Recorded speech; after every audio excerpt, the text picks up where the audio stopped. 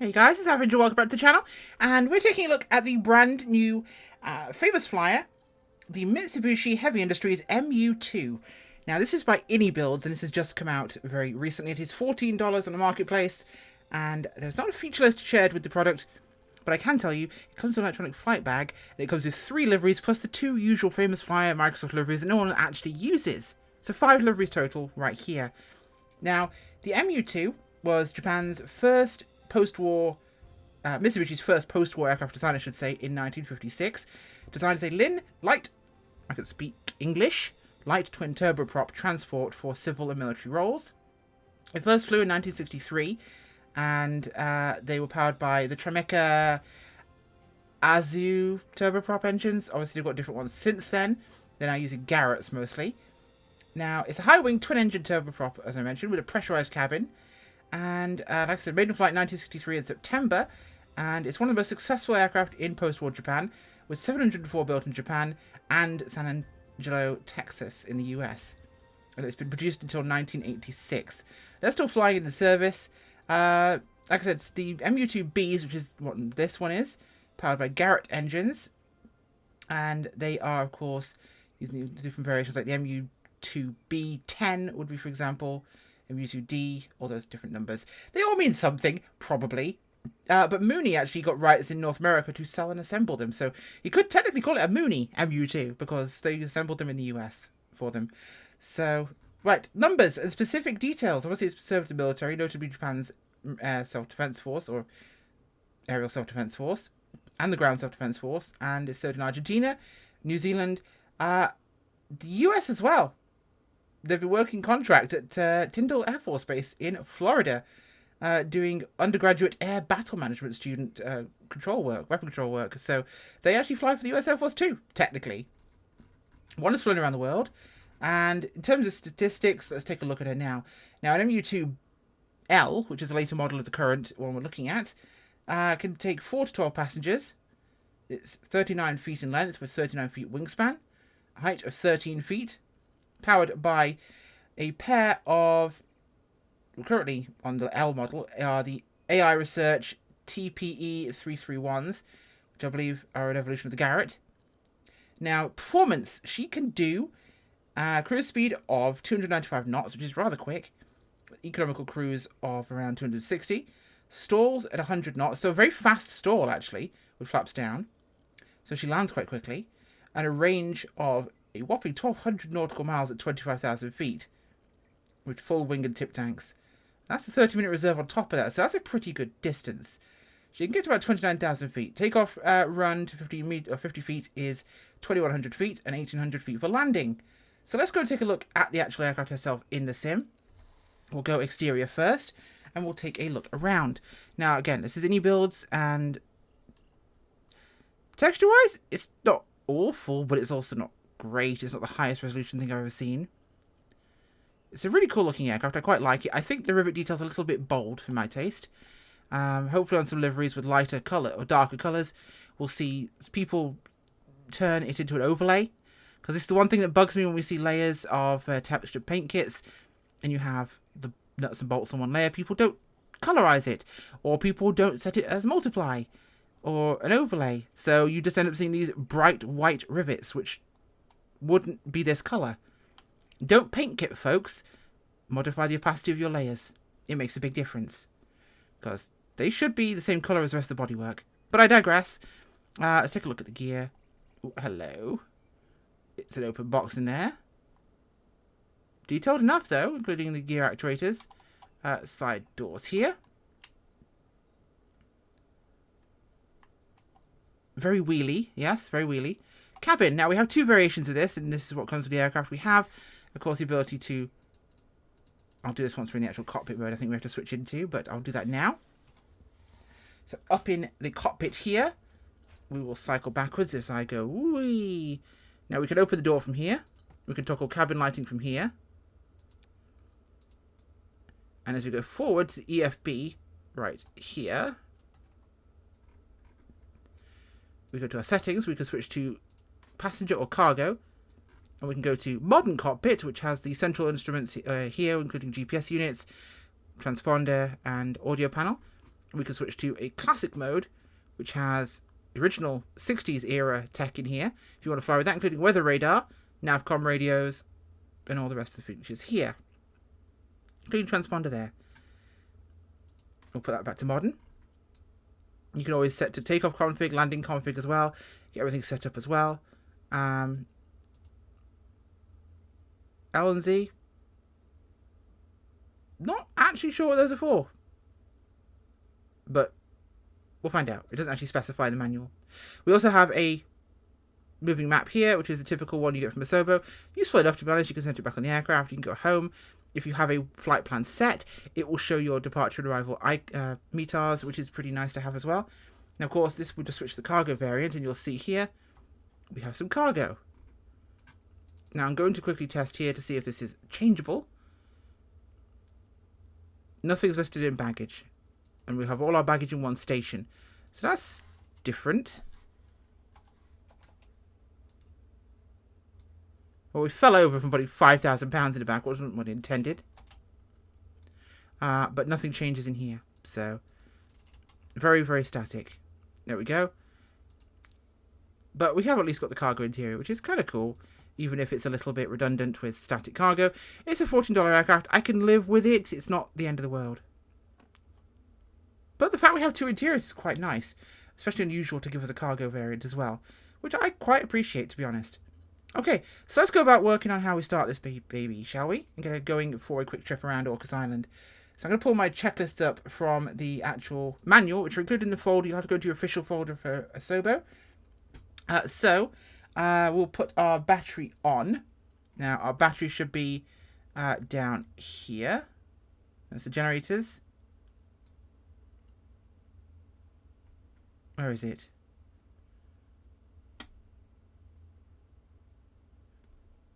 I know it's around here somewhere. Because I flipped it earlier, but I forgot what I've been doing. Oh, there we go. Battery is on. Oh, no, that's the fuel test light. Okay. So battery's on. Parking brake is on. That's here. That's off. That is on. Beacon is on. Prop lever to taxi. So we'll set our prop levers to taxi. Which are back here. Condition is not a lever we have there. We'll make sure this is to start for our throttles. To start, gearing switch to ground. So those need to be down. The gear ratio is to ground. We'll set our engine fuel enrichment switches to press. Engine fuel enrichment switches there. We'll put our engine crank to crank and start it to press. So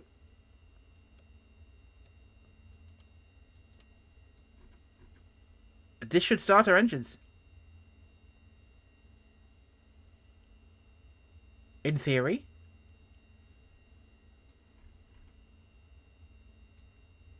Are we starting? Do we want to start?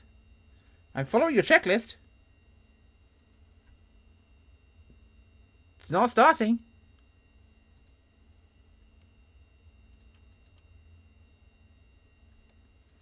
There is nothing happening. Are they unfeathered? Are you going to start? I'm following you precisely to the numbers. Autopilot's down here, by the way.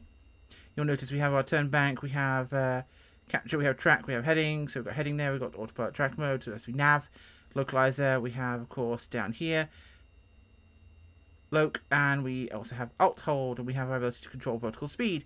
Nice and simple. And my engines just are not doing a thing, which is really odd, as they should be totally doing a thing. And they're not.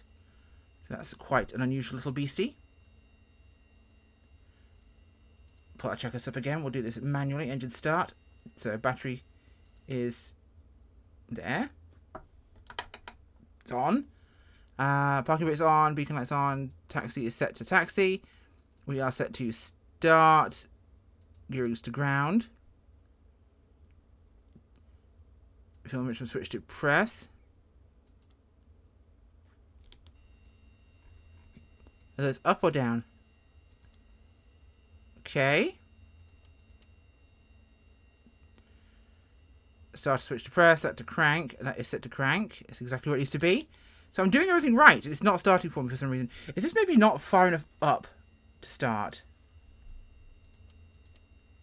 There's every possibility my throttle just wasn't in the right place. Nope, nothing at all. We have no start from this. So following the checklist is doing something weird. Although I guarantee I've done something wrong somewhere in all of its various procedures that doesn't make it want to do it. So we're going to cheat and use the tablet because the review's kind of running on here and I didn't write a review or record a review of us basically sitting here trying to start it. So I guess this is the review note point here, is that as we've found out, it doesn't appear to necessarily want to start under some circumstances, and it looks like we have to control E because it doesn't want to do that. So takeoff configuration just sets everything like flaps to takeoff configuration. It does not start the aircraft though. So takeoff and landing configuration are merely buttons to configure us for takeoff and landing. So they are not a full positional thing. It will not start the engines like in most EFBs. You'll have a ready to depart type button where you can have it set up and ready to take off. That is apparently not what this does. And yeah, I could well have done something very wrong here with this, but I don't think I did. I followed both the checklist in their manual and the one in the sim, and both gave me slight issues. So I'll make sure that's back there. I'll make sure these are set to taxi. Okay. Right, let's get ourselves going, shall we? We've dallied long enough. Let's go play with our little Mitsubishi. So, head switched on here. Our flaps are set to notch 1 or 2? Notch 2 for takeoff. That's quite a lot. Let's go. We'll take what it says. It said takeoff configuration is 2 notches. I'll check the checklist again here. Taxi. Ready to steer. Take off. Set flaps 20 degrees. Okay, we're setting to 20 degrees actually. That is quite a curious little amount of flaps. That's a lot of flap. 20 degrees rather than 10. Hey, stop. Thank you. Holy macaroni, brakes. Ah. The radio stack switch needs to be on there. And our inverter needs to be on to give us full electronics control down here. And those are good. Nice and working. Down here, of course, we have our air conditioning system and our cabin pressurization. Those are all pretty self-explanatory. Let's make sure we are configured to take off, so we want to make sure we have about 3 or 4 degrees nose up trim there for departure. And she's going to crawl a little bit when you have, you know, higher power, but that's fine. Drop my power back down here. Visibility is very good from this aircraft. It feels a little boxy, in fact, in the front, but it's really not. I find it to be quite smooth. So let's get ourselves going here. Props are to full fine. And let's accelerate here. Now I find with less flaps than 20 degrees, I did a quick test flight before I recorded this, and it started perfectly fine, by the way. Weird thing there, started fine in the previous test. In that previous test, she did take a lot of nose... Oh dear God, I put too much trim in there. Wow, I found it hard to get the nose off the ground in the previous test, so I gave it a bit more trim there. But apparently 20 degrees flaps, and she's a rocket ship. Wow. Okay, I was wrong. Didn't need the nose up trim as well as flaps, just needed more flaps. Okay, so in terms of maneuverability, she's quite, but she's also very stable, being a high wing design. Something I quite like about this aircraft. And it's a very elegant and pretty aircraft if you look at it. Let's pull that gear in, shall we? So the rear door's open there. To accept the gear in. Nose is conventional. Love the complexity of the rear gear there. And in terms of an appearance of an aircraft, it's a very pretty one. With that high wing, the tip tanks. Let's get ourselves turned around here and head south, back towards the airport. So speed-wise, she definitely picks up fairly quickly.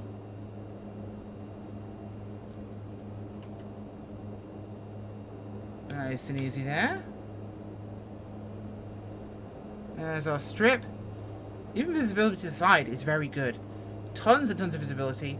So never something you're going to have to complain about like you do with some aircraft that are more IFR designed. This has always been built with a lot of VFR visibility at hand. Good view of the nose. Great view to the sides. Huge visibility to the sides. Both, in fact. So a ton of all-round visibility. And with a great cruise speed, this would make a great aircraft for doing a cross-country trip.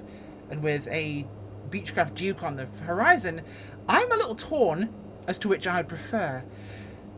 The Duke could be a real competitor to this, and this one's pretty good. Though the Duke will have to have more functions and features. I did notice this does not have any candy, so we have no things like tow bars, no chocks, no pitot covers. So none of those little features are included. But it's a famous Flier. That does seem to be the trend. But at least this famous Flier actually has an electronic flight bag. The Carenado ones seem to lose those. So that's a weird one. Carenado releases on their own have the EFB. Carenado releases for famous Flyers do not. Now that could be a console/PC compatibility issue. I don't think so. Let's get ourselves turned down around. We'll pull the power back here. She slows down very quickly, I'm finding. So she will drop out of the sky fairly liberally. Right, 20 degrees in, 10 degrees in, sorry. Gear's coming down. Big sound difference when the gear come out. That's nice. I do notice these do not work, so we have none of our breakers doing anything. Nose up. Let's turn around here. And we'll put in 20 degrees on the flaps. Now 100 knots is our stall speed, dirty, so we need to monitor that speed there, and I'm turning a bit late for this one. We've got a long run in, so I should be able to correct that no problem. I'm slow as hell. Let's put more power on. Will not give it more flaps just yet. She's very trim sensitive. I'm finding a lot of change to its flight profile as it actually enters different angles of flight. So you will have to be very up on your trim if you're going to be flying this thing. We'll straighten ourselves out on our approach here. I have not worked out how to get the windscreen wipers to work, but I will say, as we're on approach here, I'll do it. You can click this to lower this, and this one to lower that. But you cannot open that one without the other one, because this one's on top of it. So you actually can't deploy the co-pilot's sun visor without first moving the pilot's one, which is a really nice little thing. It's a tiny detail that many wouldn't have bothered with. But yeah, because it sits below it, you can't do it without the other one. And I'm losing speed here. This is not good. I'm too slow. It feels wrong coming in this fast. Okay, that's fine. I'm too fast now. I'm floating. Now I'm going to dive bomb this thing. Let's try not to. Little clunky, but not terrible. Positive. We'll call it positive. That's what Spirit would call it, right? They'd call it a firm, definite arrival. It wasn't Spirit, it was Southwest at best. Not going to use reversers here. Well, we are. And she stops on a dime like all aircraft with reversers tend to. Right, let's bring this back to idle. Overall, texturing is not terrible. I've seen far worse. At $15, great. It's an older aircraft. Oh dear God. Forgot to pull the props back to taxi for taxiing. So I decided to shoot off the taxiways like an idiot. Wonderful. Looking like a moron, which is my favourite pastime. Obviously it's a 1960s aircraft, so she's going to be a little bit older on the interior. So as you look around here as we're taxiing, panels are going to look older. There's going to be more wear and tear. You can look at different materials down on the central console, and I'm taxiing. Park the plane, Avangel, then talk about the plane. Don't go talking about the plane whilst you're taxiing the plane. Dumbass. Right, here we are. I will yell at myself in a review if I want to. Okay, wonderful. Okay, we'll shut those engines down. Should be our fuel valves here. Wonderful. So, obviously, we're expecting more wear and tear. I like the leather on the seats. It's quite nice. I do appreciate the age of the interior look. Nothing feels too chunky. There's no major issues in terms of things having very high poly counts, or sorry, low kind of poly counts, sorry, and looking chunky. Everything looks the thickness it really should be. There's some weirdnesses, like there's definite step grading here on the colouring. That's weird. Like, notice how boxy that is there in terms of the actual shading. It looks very, very odd.